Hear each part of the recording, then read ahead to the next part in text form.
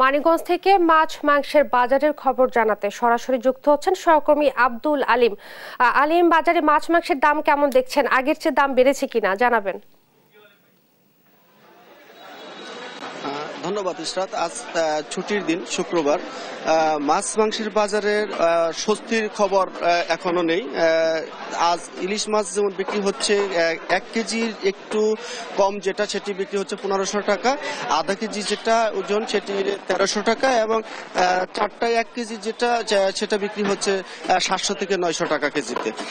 আর অন্যান্য যে রুই মাছ যেটা সেটা 400 থেকে 450 টাকা, কাতল 400 থেকে 450 টাকা। আর দেশি মাছ যেটি সে মাছের দামও কিন্তু চড়া। তো অনেকেই যেটি বলছে নিম্নবিত্ত এবং খেটে খাওয়া মানুষেরা যে এই মাছের বাজারে আসলে অনেকটা হতাশা চাপ পড়ে। তো শুক্রবার আসলে কিছুটা দাম বাড়ে, এবং এই যে দেশি মাছ সেই মাছও বিক্রি হচ্ছে 600 টাকা থেকে 1600 টাকা কেজি পর্যন্ত দরে। অনেকে যেটি বলছেন যে পাত থেকে যেন মাছ উঠে গেছে, এমনটাই বলছেন সাধারণ ক্রেতারা।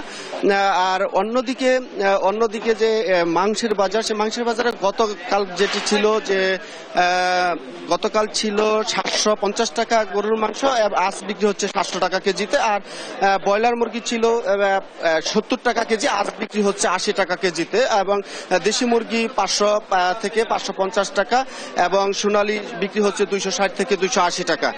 তো সব মিলিয়ে বলা যায় যে এই শুক্রবারের ছুটির দিনে এই কিছু দাম প্রায় মাছ এবং মাংসের মুরগির ব্রয়লার বাজারে 10 থেকে 20 টাকা কেজি প্রতি বৃদ্ধি পেয়েছে, এবং অন্যান্য দিনের তুলনায় কিন্তু যে দাম সে দাম এই ছুটির দিন আসলে বৃদ্ধি পায়। এবং এটি সাধারণ ক্রেতারা যেটি বলছেন যে বাজার মনিটরিংটা আসলে জোরদার করলে হয়তো বা বাজারটা নিয়ন্ত্রণে আসে, এবং আবার বাজার মনিটরিং এর থেকে চলে যাওয়ার পরে আবার সেই দামটি আবার বৃদ্ধি পায়। তো সাধারণ ক্রেতারা বলছেন যে সরকারিভাবে যেন এই মনিটরিং এর ব্যবস্থাটা জোরদার করে, তাহলে হয়তো বাজার নিয়ন্ত্রণে থাকবে বলে তারা দাবি করেছেন। অন্যদিকে যেমন আজ খাসি মাংস বিক্রি হচ্ছে 1100 টাকা, এবং যে ছাগলের মাংস যে সেটি বিক্রি হচ্ছে 1000 টাকা কেজিতে।